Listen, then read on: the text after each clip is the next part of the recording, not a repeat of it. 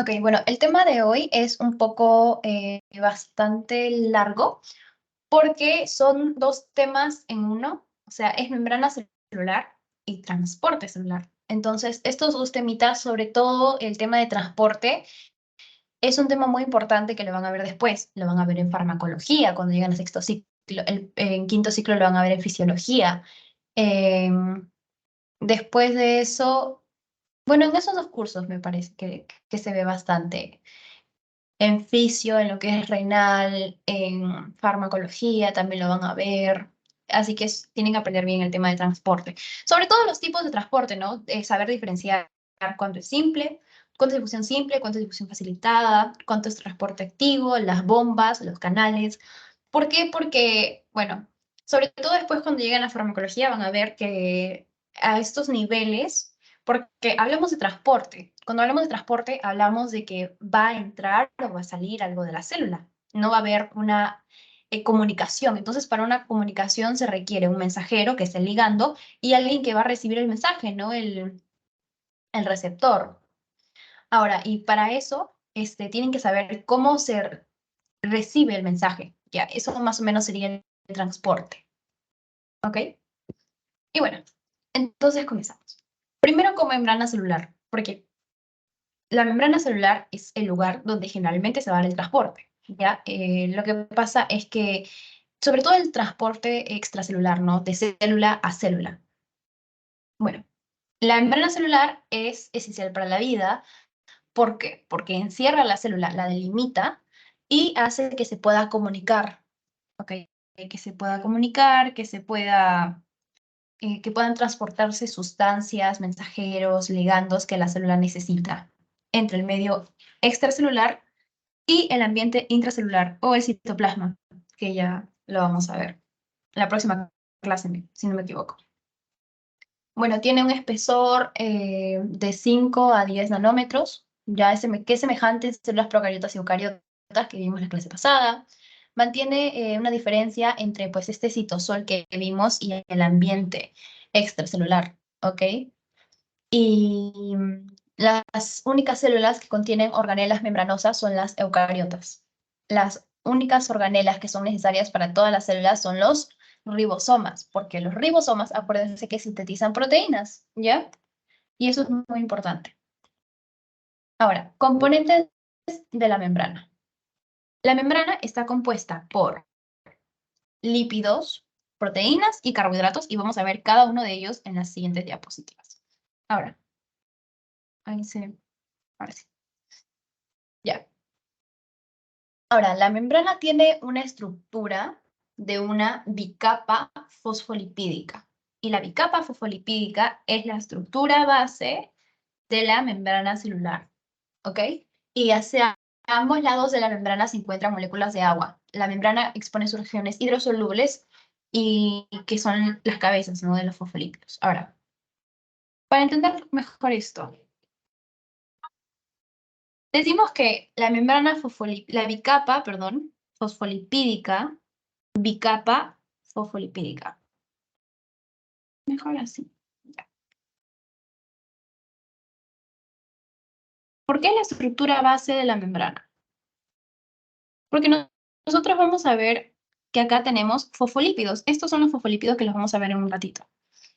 Son estas cabecitas, ¿ya? Y acá. Este es un fosfolípido. Y por el otro lado, vemos otra cabecita con dos patitas. Ese es otro fosfolípido. Entonces, es una bicapa, porque esta es una capa de fosfolípidos y acá hay otra, dos capas de fosfolípidos, ¿no? Ahora, ¿qué es lo que nos dicen de esta membrana? Ahorita vamos a ver las propiedades de los fosfolípidos, ya, pero estos fosfolípidos tienen estas dos colitas, que son las colas hidrocarbonadas, son las colas, y esta que es la cabeza. ¿Y qué vamos a ver acá? Le dije hace un ratito, este es el medio extracelular, este es el citoplasma, ¿ya? Y para ambos lados vamos a ver agua, ¿ya? la cabeza de los fosfolípidos interactúa con el agua. Por eso se dice que la cabeza es hidrofílica. Hidrofílica. Porque vimos la clase pasada, la primera clase, no me acuerdo. No, la clase 2, perdón, la clase 2. Que tenemos un medio extracelular, que es el medio interno, que hay agua, ¿ok? Entonces, entre célula y célula, básicamente en el medio extracelular, ese medio interno está compuesto por agua. Por eso, la membrana que va a delimitar la célula tiene que tener una cabeza que le permita interactuar con el agua, que sea hidrofílica. Pero acá esta estructura, este fosfolípido que le permite ser hidrofílico, también tiene la propiedad de ser hidrofóbico. Porque si se dan cuenta, acá entre fosfolípido y fosfolípido no hay agua, ¿ok? No hay agua en el medio. Y esto le da la propiedad a la membrana de ser semipermeable, ¿ok? Es por eso. Y si se dan cuenta, pues en esta bicapa fosfolipídica hay varios fosfolípidos. Acá hay uno, acá hay otro. Son varios que están pues en desorden, por así decirlo. ¿Ok? Esto es básico que lo entiendan. Entonces, hablamos de los lípidos de la membrana. Lo primero que dijimos fue eso. Estos lípidos de la membrana constituyen aproximadamente un 50% del peso de la membrana, con más o menos 5 millones de moléculas, ¿ya? Y depende de la función de la célula la cantidad de lípidos que va a necesitar. Los adipocitos, células del tejido adiposo, necesitan más lípidos, ¿ok?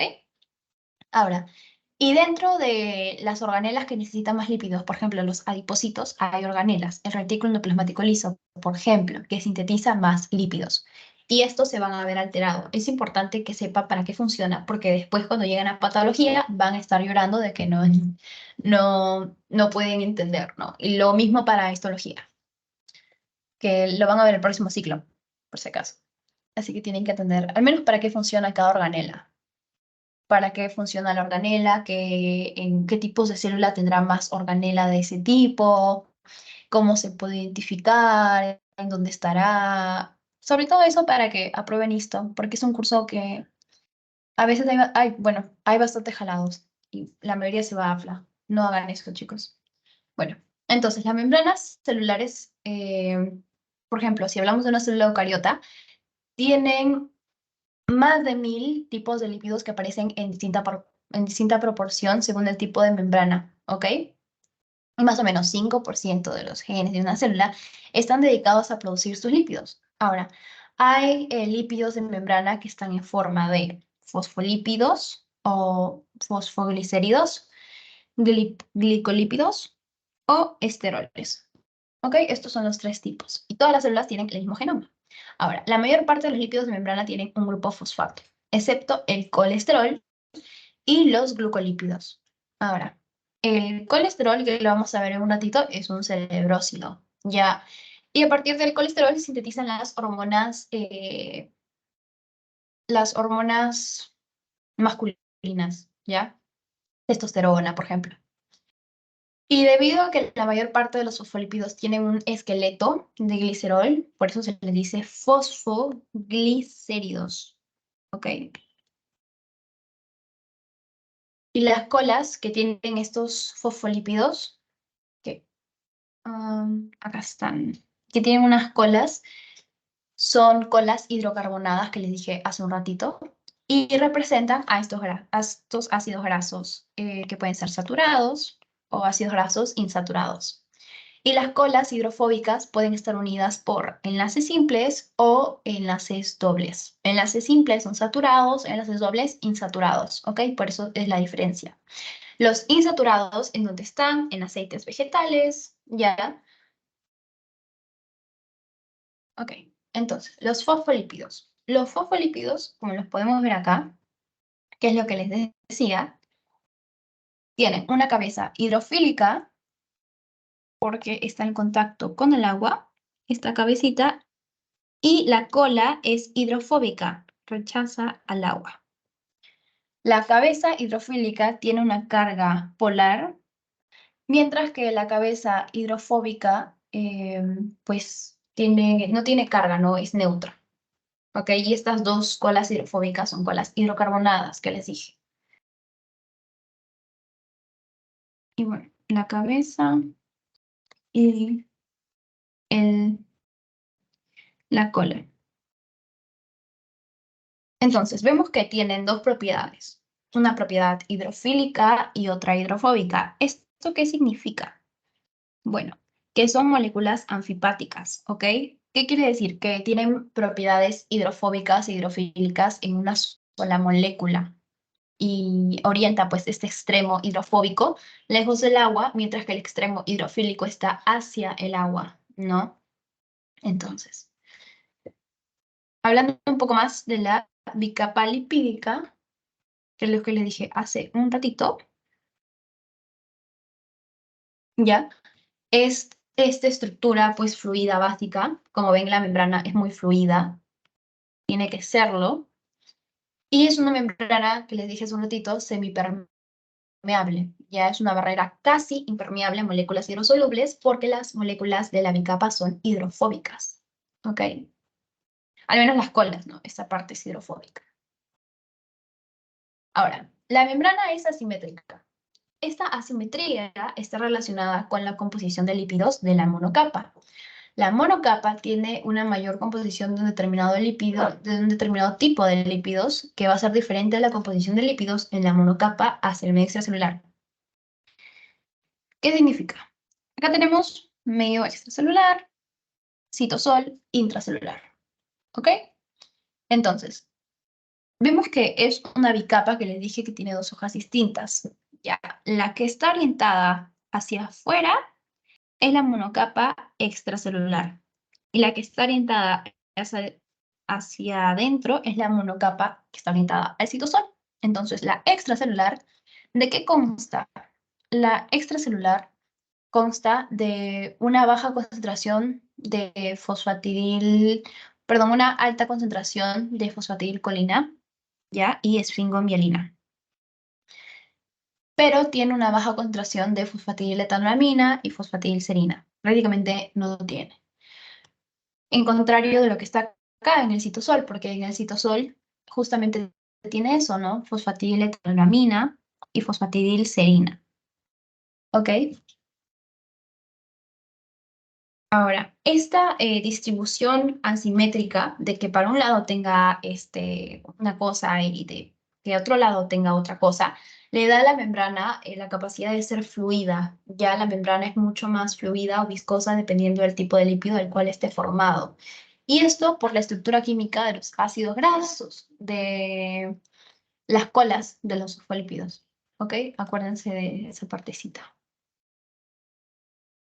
Entonces, vamos a ver acá de que esta fluidez está condicionada por los movimientos de estos fosfolípidos, básicamente, ¿no? Cuando vemos ácidos grasos insaturados, incrementa la fluidez, o sea, los que provienen de vegetales, en estado líquido, ¿no? Aceites. El doble cis en general incrementa la fluidez de la membrana. Ahora, los ácidos grasos saturados disminuyen la fluidez de la membrana. ¿Ya? Y los saturados, pues, son provenientes de animales, ¿no? En estado sólido. Por ejemplo, el colesterol, ¿no? Que está acá. El colesterol está solamente en células animales, células eucariotas animales. Y cuenta con una cabeza polar y una cola, no polar. Su presencia, este es el colesterol. Su presencia disminuye la fluidez de la membrana, da rigidez a la membrana, restringe el movimiento aleatorio de los fosfolípidos, impide que las colas de los fosfolípidos interactúen. Porque como ven acá, estas son las colas, ¿sí o no? Y deberían estar interactuando. Porque en realidad se ve así, chicos. Esta es la realidad. Y ven que acá tienes un fosfolípido y sus colas van a estar interactuando con este otro fosfolípido. O sea, así debería ser. ¿Ya? Van a estar interactuando. Pero ¿qué pasa cuando tenemos mucha cantidad de colesterol? El colesterol se mete y no deja que interactúen las colas. ¿Ya? Y por eso los fosfolípidos no se van a mover, porque los fosfolípidos tienen movimientos aleatorios, que los vamos a ver laterales y todo eso. Entonces evita temperaturas de transición bruscas, incrementa la estabilidad y disminuye la permeabilidad de la membrana. ¿Ok? Ahora, y la membrana celular es dinámica. ¿Y por qué es dinámica? Porque los fosfolípidos tienden a moverse, ¿ya? ¿Cómo se mueven los fosfolípidos? Bueno, tenemos movimientos laterales, que son en la misma monocapa, ya desplazamiento lateral, que es en la misma monocapa. En este caso, en la monocapa del citosol, ¿no? Que está orientada al citosol. Los movimientos de rotación, que son sobre su mismo eje, ¿ya? El fosfolípido rota la cabeza, ¿no? Básicamente. Nada más. Rota la cabeza. Y los movimientos de flexión de las cadenas laterales. Flexionar. Luego está el movimiento del flip-flop, difusión transversal, flip-flop o voltereta, como lo quieran llamar, que es el movimiento que permite que los ácidos grasos se cambien de la monocapa externa, como ven acá, a la interna, o citosol, ¿no? Desde la capa citosólica hacia la monocapa externa, por ejemplo, del lisosoma, ¿no? O puede ser cualquier otro organelo. Y esto se da gracias a enzimas locadoras lipasas. ¿Ok? Ejemplo. Cuando las células hacen apoptosis, que lo vamos a ver ya, no sé si al final en el tema 6 o en el tema 7, creo que debe ser en el tema 6, en la parte 2. Exponen un tipo de ácido graso al exterior y los macrófagos, que son células del sistema inmune, lo van a eliminar. ¿Ok? Ahora, hay lípidos insaturados en cantidad suficiente en las membranas para mantener el punto de fusión de la membrana, bueno, de la bicapa lipídica, por debajo de la temperatura corporal, ¿no? Que es la temperatura de transición. Y acuérdense de las interacciones de Van der Waals, ya que determinan la viscosidad o fluidez y permite que cuando las grasas son insaturadas haya espacios, o enlaces cis. Y saturados, cuando hay, bueno, cuando están juntos, ¿no? Que son los enlaces trans.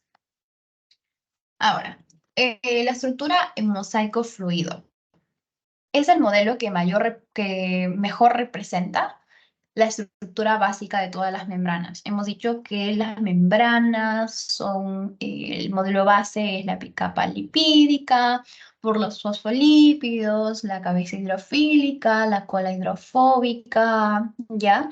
Pero ¿cómo se ve esto? O sea, en la vida, o sea, en el microscopio, ¿no?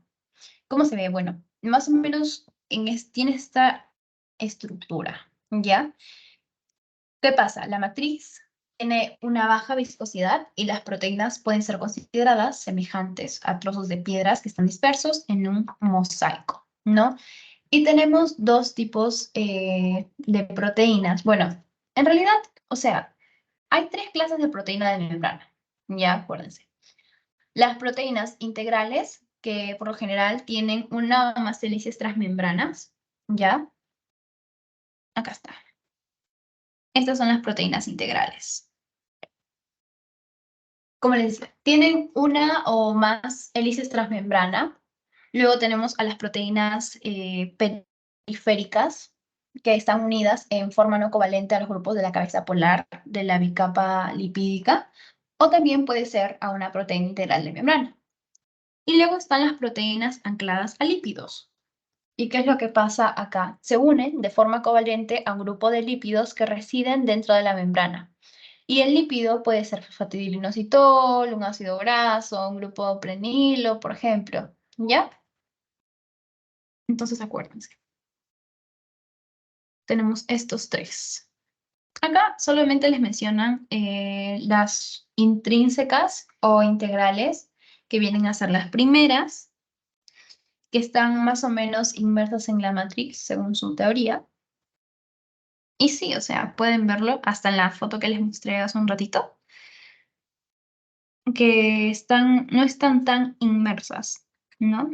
Glicoproteínas integrales, que están acá, que básicamente van de un extremo, del extremo hidrofílico al otro extremo hidrofílico, por así decirlo. Las proteínas extrínsecas o periféricas, ¿ya? También tenemos ese tipo de proteínas que, como su nombre lo dice, ¿no? Van a estar, pues, en la periferia, ¿ya? Y las vemos acá, proteínas periféricas. Y son estas chiquititas, chiquititas, chiquititas, chiquititas, que están apoyadas sobre las cabezas de los fosfolípidos. Y se mantienen ahí por interacciones electrostáticas a ambos lados de la membrana, pero no atraviesan la membrana. ¿Ok? Y ya, proteínas de la membrana. Todas las proteínas están formadas por aminoácidos. Los aminoácidos constituyen las proteínas y median casi todas las funciones. Se encargan del transporte de moléculas, la catálisis de reacciones asociadas a la membrana, reacciones enzimáticas como la síntesis de ATP. Esto es muy importante. Gracias a la ATP sintetasa, es un eslabón estructural que une el citoesqueleto a través de la membrana, la matriz extracelular o a otra célula. Las proteínas también son receptores de señales. 30% del genoma de la célula codifica proteínas de membrana. Así de importantes son. Y según el tipo de célula en la organela, una membrana puede tener desde 12 a más de 50 proteínas diferentes. Y no están dispuestas al azar, sino que se localizan y orientan en posiciones particulares respecto a la bicapa. Ahora sí. Como les decía, ¿no? Ahora sí vemos los tres tipos de proteínas, integrales periféricas y unidas a lípidos. Ya les dije. Las integrales las vemos en los canales iónicos, las bombas de protones, receptores asociados a proteína G, atraviesan toda la membrana, por ejemplo, el barril B o porina. Luego en las periféricas, algunas enzimas y hormonas, ya sobre todo las que están adheridas a las monocapas, no atraviesan la membrana. Y las lípidos y las proteínas unidas a lípidos, proteína G, sobre todo. Y eso ya lo vamos a ver después, ¿no? Pero tienen que tenerlo presente. Ahora, acá pueden ver cómo se ve esta proteína periférica y las proteínas integrales. Esta ven que va desde la parte hidrofílica hasta la otra parte. La parte hidrofílica de la monocapa oriental es al extracelular y la parte hidrofílica orientada al citosol, ¿no? Tenemos estas dos, a pesar de que se ven diferentes, son igual proteínas integrales, ¿no? Y estas de acá son las periféricas. Y acá inclusive pueden ver el colesterol que les dije hace un rato, que se ponía entre los fosfolípidos, ¿ya? El colesterol. ¿Ok? Bueno, entonces, los tipos de asociaciones de proteínas con la membrana van desde un simple paso de la molécula a través de la bicapa a la interacción con otros tipos de componentes. Para eso, acuérdense las estructuras de la proteína. Ya tenemos una estructura primaria. Acuérdense porque esto lo van a ver en la segunda parte del curso. Bueno, lo vamos a ver en realidad. Eh, la parte, ya, la estructura lineal, bueno, la estructura primaria es la estructura lineal de aminoácidos. Un collar de perlas, ya, las perlitas son los aminoácidos. Entonces, van a ver que estas perlitas se juntan y hacen un collar de perlas. Ahora, ¿qué es lo que pasa? Cuando ya hablamos de una estructura secundaria, tenemos del tipo hélice alfa o lámina beta, hoja plisada, ¿no?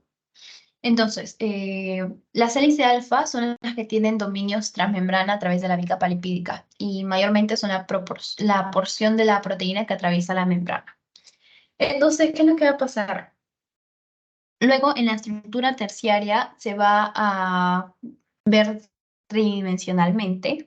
Básicamente, se dobla este collar de perlas. Y luego en la cuaternaria es cuando juntas un collar de perlas doblado con otro collar de perlas doblado, ¿no? Ven que son diferentes, ¿ok? Y proteínas cuaternarias ya son proteínas complejas, como la hemoglobina, por ejemplo, ¿ya? ¿Y para qué sirven? Para transportar moléculas, receptores de señales, proteínas de anclaje para citoesqueleto, enzimas, ¿ya? Enzimas, muy importantes. Entonces, los carbohidratos. Los carbohidratos están unidos a la membrana, ya siempre en el medio extracelular, ¿ok? y pueden estar unidos por enlace covalente directamente a lípidos o glicolípidos o una proteína, no glicoproteína. Y su función principal es de actuar como receptores o barrera de protección de la célula. Entonces, acuérdense, los carbohidratos son receptores. ¿Por qué les digo esto? Porque después, creo que para la clase 6, vamos a ver esta parte de receptores, ¿ya? Y bueno, entonces, la función de algunos carbohidratos es determinar el grupo sanguíneo, ya que puede ser A, B, O. Son glicolípidos de membrana que están en la capa de los eritrocitos y son los que hacen la diferencia, ¿ok? Y esto sí se los dicen en su teoría. Que una persona tenga sangre de tipo A, B, u O, esto está determinado por la cadena corta de azúcares en forma covalente a lípidos y proteínas de membrana de los glóbulos rojos. Entonces, acá están los oligosacáridos unidos a los lípidos de membrana y que forman un gangliósido y producen los tipos de sangre, ¿no? A, B y O. Ahora, una persona, por ejemplo, que tiene sangre tipo AB, tiene ganglios con estructuras A y B. Y en general, pues cuando termina la cadena de oligosacáridos en galactosa, es, es grupo B, ¿ok? Cuando termina, cuando termina en N-galactosamina, es grupo A. Y si no hay cadena, entonces es el grupo O, que es el donador universal, ¿ok? Ven que más o menos, ya, más o menos hasta acá es igual, ¿no? Lo que cambia es esto. Acá no hay, acá es N-acetil, no, N-galactosamina y acá es galactosa, ¿no? Entonces, así se determinan los grupos sanguíneos. ¿Ok? Ya. Ahora, esto no está en su teoría, la verdad. Este, lo puse porque creo que es importante para entenderlo, pero como les digo, no está en su teoría. Ahora, no está en su teoría, pero está en el CARP. Y yo les dije que el CARP es del libro donde sacan las preguntas para el examen. Entonces, puede venir, como no puede venir, quizás si se van a APLA les puede venir, no sé, pero yo se los enseño. Entonces, básicamente es para explicar las restricciones sobre las proteínas y la movilidad de los dilípidos, ¿ok? Hay técnicas, sobre todo para la parte práctica, no sé si está en las PPTs de práctica, la verdad, pero hay técnicas que permiten seguir los movimientos de las moléculas en las membranas, ya utilizando pues el microscopio. Y esta técnica en especial se llama recuperación de fluorescencia después del fotoblanqueado o FRAP, ¿ok? ¿Y qué vemos acá? Que los componentes integrales de la membrana en células cultivadas se marcan primero mediante la unión a un colorante fluorescente. Y una proteína particular de membrana se puede marcar con una sonda específica, como un anticuerpo, por ejemplo. Y una vez marcadas, las células se colocan bajo el microscopio y se irradian mediante un rayo láser enfocado, que blanquea las moléculas fluorescentes, ¿no?, en su trayectoria y deja pues una mancha que está desprovista de fluorescencia, ¿no? Y si las proteínas etiquetadas en la membrana son móviles, los movimientos aleatorios de estas moléculas deberían producir una reaparición gradual de fluorescencia en el líquido irradiado. Entonces, tiene estas etapas, ¿no? Tiene, primero, la fase 1 es cuando nosotros ponemos el fluorescente. Luego, se irradia una pequeña región, ¿ok? Que es esta parte de acá. Se irradia esta región para blanquear las moléculas de colorante, ¿no? Y después de un tiempo se recupera la fluorescencia en la región blanqueada, que es la fase 3 de recuperación. ¿Ok? Y bueno, ¿para qué sirve la membrana celular? Que hemos visto un montón, bueno, un montón sobre esto. La membrana dijimos que era para la comunicación, el transporte, sobre todo que la vamos a ver ahorita, el ingreso y salida de nutrientes, de metabolitos, que básicamente mantienen la composición del pH, la composición osmótica y la composición iónica. Ya esto va a estar estable. Y en el transporte activo, por ejemplo, se requiere energía ATP, que lo vamos a ver en un rato. Y también permite el paso, pues, de moléculas que no pueden difundir libremente a través de ella. Aparte de la membrana, tiene una actividad enzimática, ¿ya? Como una actividad catalítica. Por ejemplo, la ATP sintetasa es una enzima en la membrana de las mitocondrias. ¿Para qué? Para sintetizar ATP, que lo vamos a ver cuando veamos mitocondrias. Luego, la transducción de señales, que actúa como receptor que ayuda a activar las enzimas. Ya es un cambio en el citoesqueleto o activación de genes específicos y se convierte en receptores para ligando que permiten una respuesta a nivel celular. Y el reconocimiento célula a célula, ¿no? Básicamente, reconocer una célula vecina, un grupo sanguíneo, la separación de la célula embrionaria en tejidos y las uniones intercelulares, que eso ya es otro tema que lo vamos a ver. No me acuerdo si es antes o después, pero eso es otro tema aparte, ¿no? Y finalmente la adhesión a citoesqueleto y matriz extracitoplasmática, que lo vamos a ver la próxima semana. Todo lo que es citoesqueleto. Ok, hasta aquí, chicos, ¿todo bien? Me ponen un corazoncito si está todo bien, o si tienen alguna pregunta, quieren que repita algo, no sé.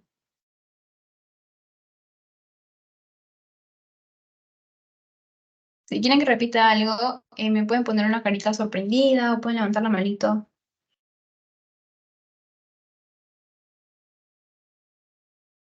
Ok, entonces creo que no hay preguntas. Bueno. Y ya para cerrar con el tema de membrana, habíamos hablado, bueno, de todas estas membranas que son bicapas lipídicas y van a formar un sistema de endomembranas, ¿ya? Y esto es común para todas las membranas celulares y organelas membranosas, pero solo está en las células eucariotas, porque las células eucariotas tienen organelas membranosas que tienen la misma composición de la bicapa. Dentro del sistema de endomembranas hay varios compartimentos que posibilitan pues eventos y procesos celulares, ¿no? La membrana celular, acuérdense que es selectivamente permeable a moléculas pequeñas, esencialmente impermeable a moléculas hidrosolubles como la glucosa. Y la mayoría de moléculas biológicas no difunden a través de la membrana. ¿Ok? Ahora, en la selectividad de la membrana plasmática. Acuérdense de que la membrana plasmática es semipermeable, básicamente. Es una barrera de permeabilidad selectiva entre célula y el medio extracelular. Y la membrana celular es selectivamente permeable a moléculas pequeñas, esencialmente impermeable a moléculas hidrosolubles. Y la permeabilidad de la membrana, o sea, esta propiedad que tiene de ser permeable asegura de que las sustancias esenciales que necesita la célula, glucosa sobre todo para generar ATP, para generar energía, para estar viva, ¿ya? Que puedan entrar a la célula. Pero, por ejemplo, los compuestos de desecho la abandonen. ¿Y cómo? Por exocitosis, que lo vamos a ver en un ratito. ¿Ok? Ya. Transporte celular. Esta partecita sí es un poquito larga. Pero bueno, dentro de los tipos de transporte celular tenemos dos tipos, pasivo y activo. Cuando hablamos de pasivo, hablamos de ósmosis, difusión simple y difusión facilitada. ¿Ok? Y aquí pueden ver todo lo que es difusión simple y facilitada, porque ósmosis ya les expliqué la semana 2, me parece. Acá tengo todo lo que, todas las clases. Eh, mm, acá. Acá les expliqué esta parte de ósmosis. Pero mejor hay que volverlo a ver. Cuando hablamos de ósmosis, ya vamos a ver de que el agua se mueve fácilmente a través de la membrana semipermeable, ya desde una región de menor concentración de soluto a una región de mayor concentración de soluto. Y mejor lo voy a dejar acá dibujado. Entonces,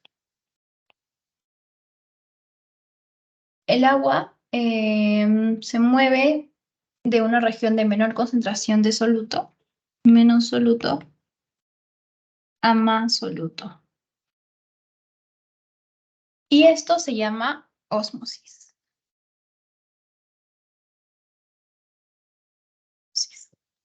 ¿Ok? Y esto se ve más que todo acá. Ya, cuando colocamos una célula en una solución que contenga un soluto no penetrante a una concentración diferente, ¿no? Básicamente, cuando hay dos compartimentos de diferente concentración y están separados por una membrana semipermeable, el compartimiento con la concentración de soluto más alta es hipertónico, ¿ya? O hiperosmótico, que es diferente al compartimiento de menor concentración de soluto, que es hipotónico. O sea, acá hay más soluto, menos soluto. Acuérdense de esa partecita. ¿Ok? Y cuando tenemos una célula, pues en una solución hipotónica, ¿qué va a pasar? La célula gana rápidamente agua por ósmosis y se expande. ¿Ok? Está más grande. Por el contrario, una célula que está en una solución hipertónica, ¿qué va a pasar? Esta célula pierde agua. Esta gana agua. Esta pierde agua. Pierde agua por ósmosis y se contrae, ¿no? Y vemos acá que en el caso del glóbulo rojo, ya se crena, ¿ok? Es lo que va a pasar. En una solución hipotónica, cuando hay una concentración de soluto más baja, la célula se expande por ósmosis y una solución hipertónica, perdón, se contrae porque pierde agua, ¿no? Y en isotónica, pues el volumen se mantiene constante porque el flujo de agua hacia el interior es igual que el flujo de agua hacia afuera. Acá está normal, ¿ok? Y eso es ósmosis. Bueno, entonces regresando. Vamos acá. Difusión pasiva y difusión facilitada, ¿no? En realidad, el transporte pasivo, como han visto en el caso de ósmosis, que también es parte del transporte pasivo, no utiliza energía del ATP, ¿ya? Y para el caso de la difusión pasiva o difusión simple, es la capacidad que tienen algunas moléculas de atravesar libremente la membrana, simplemente utilizando la fuerza de concentración de la molécula, ¿ya? No consume energía metabólica, porque el movimiento es a favor de la gradiente de concentración de un medio, igual que la ósmosis, de mayor concentración a menor concentración. Es un proceso no selectivo y muy pocas son las moléculas que ingresan o salen de la célula, ya sin ayuda de proteínas transportadoras. Pasan moléculas hidrofóbicas como el oxígeno, pasan moléculas polares como el agua, ¿no? Ahora, como les dije, muy pocas son las moléculas que pasan porque, o sea, el agua, el oxígeno, el dióxido de carbono, estas son moléculas básicas, pero hay moléculas más complejas que a veces se ven forzadas de tener que ingresar a la célula y para eso necesitan proteínas de transporte. Ahora, en el caso de las proteínas de transporte, son las que están asociadas a la bicapa. Ya hay proteínas de transporte específico, que son las transportadoras o carrier para el transporte facilitado, que cambian su estructura y proteína transportadora o carrier, que cambian su estructura, ¿no? Y se transportan azúcares, aminoácidos, nucleósidos, ya son moléculas más grandes. Luego tenemos las proteínas canal, que forman poros en la membrana, permitiendo que las moléculas pequeñas y con carga polar pasen, ya acuaporinas, sobre todo eso. Y las bombas. Las bombas iónicas son más que todo transporte activo, pero estas son para difusión facilitada. Para transporte activo ya tenemos a las bombas iónicas. ¿Ok? Y luego los canales iónicos que están acá. Estos son a favor de la gradiente electroquímica, son selectivos y solo pasan iones de carga y tamaño específico que se abren en respuesta a estímulos específicos y tienen un transporte súper rápido y no utilizan energía del ATP. Entonces, estos son transporte pasivo, no utilizan ATP. ¿Ok? Todas son proteínas de transporte. Ahora, tenemos dentro de los canales iónicos, ya los canales iónicos regulados por ligando y regulados por voltaje.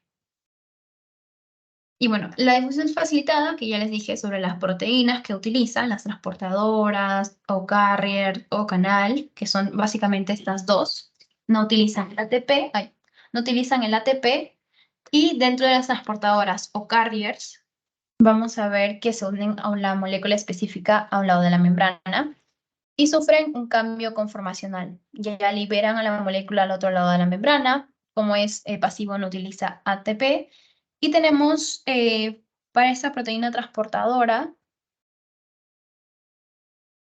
tenemos tres tipos de transporte. Transporte, en este caso uniporte, que transportan un solo tipo de molécula en un sentido. Transporte sin porte, que transportan dos moléculas distintas en el mismo sentido. Y transporte antiporte, que transportan una molécula en ambos sentidos. Y la proteína canal forma poros en la membrana, permitiendo que las moléculas de pequeño tamaño y con carga apropiada pasen libremente. No utilizan ATP porque es igual pasivo.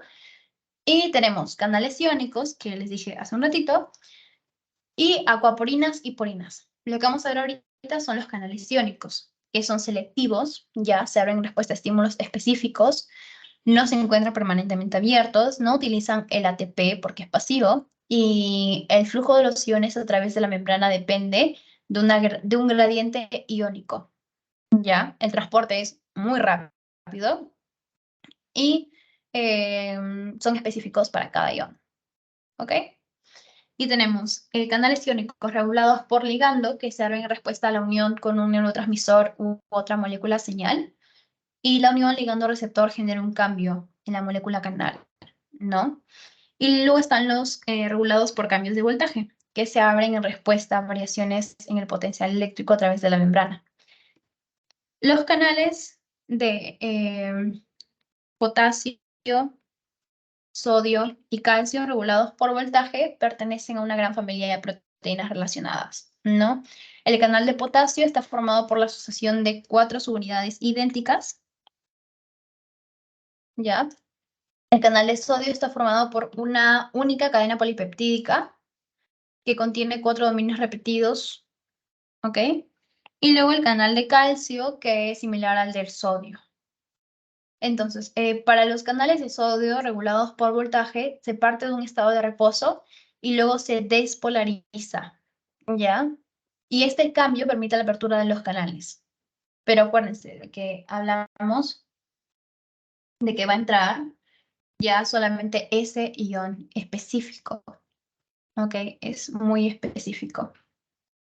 Y estos canales de sodio regulados por voltaje se abren en respuesta a variaciones del potencial eléctrico.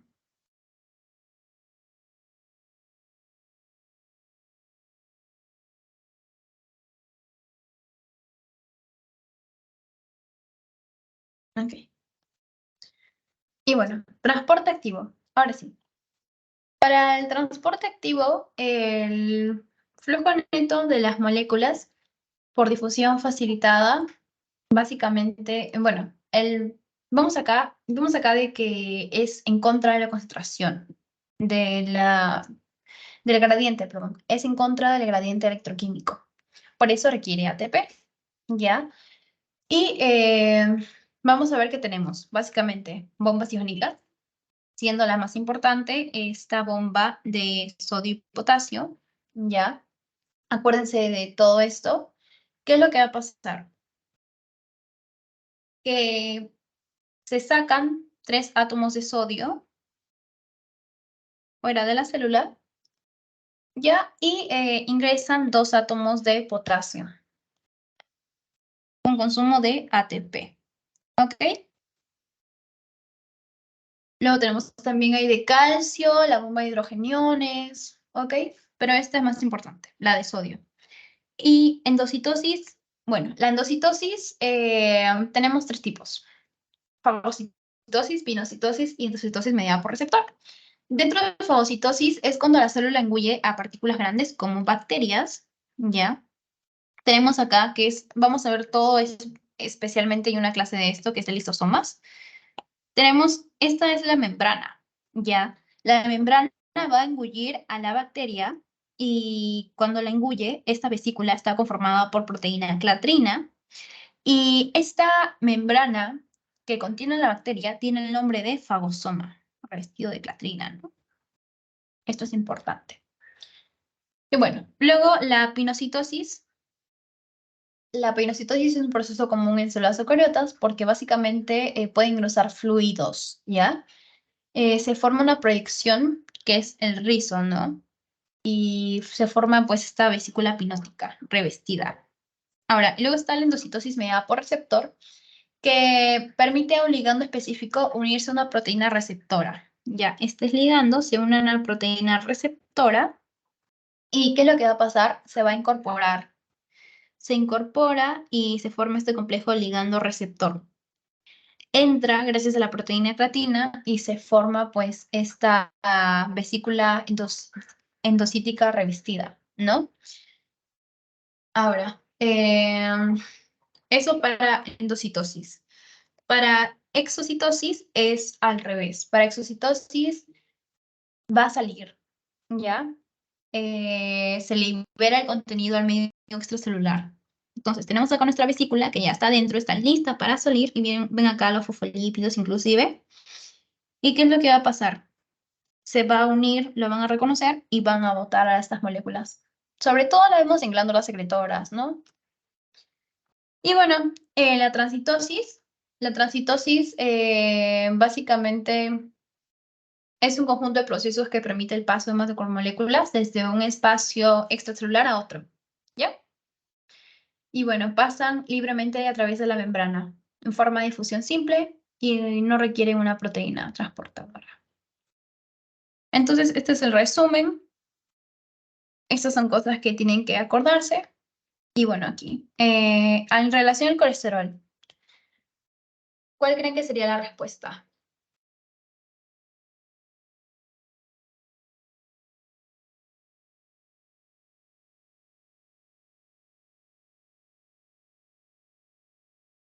Chicos, ¿están ahí?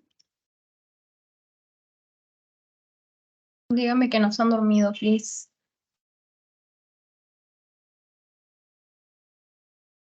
Flota libremente en el citosol, se adhiere a la parte externa de la membrana, se adhiere a la parte interna.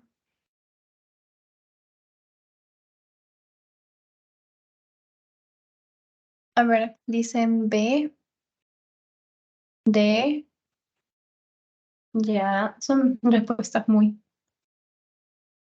Pensé que iban a dar una sola respuesta, pero está bien.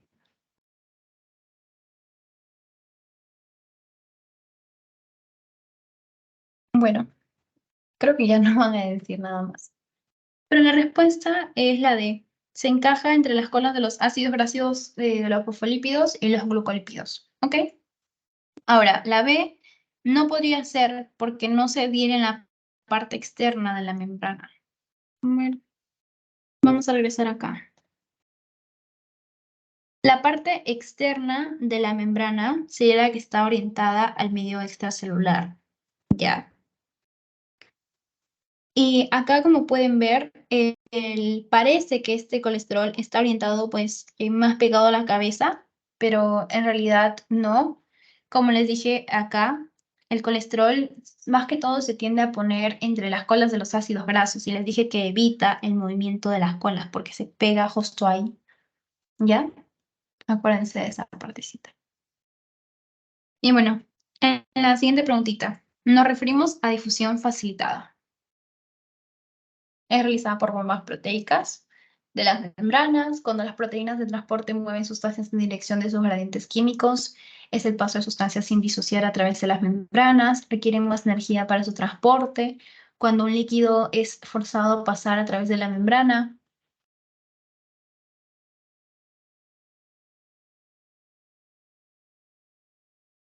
¿cuál creen que es la respuesta?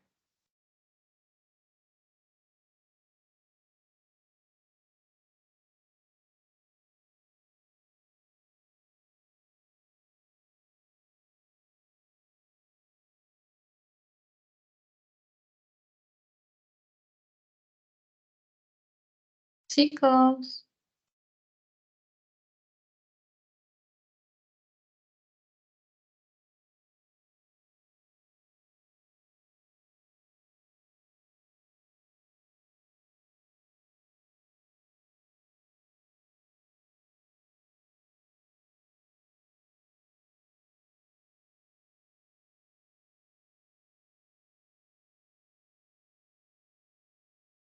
Bueno, acá la respuesta es difusión facilitada cuando las proteínas de transporte mueven sustancias en dirección de sus gradientes químicos o eléctricos.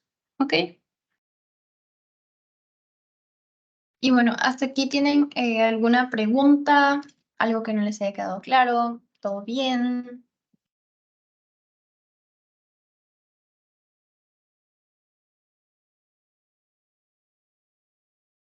Si todo está bien, me dejan un corazoncito. Si tienen alguna pregunta, me pueden poner una carita sorprendida.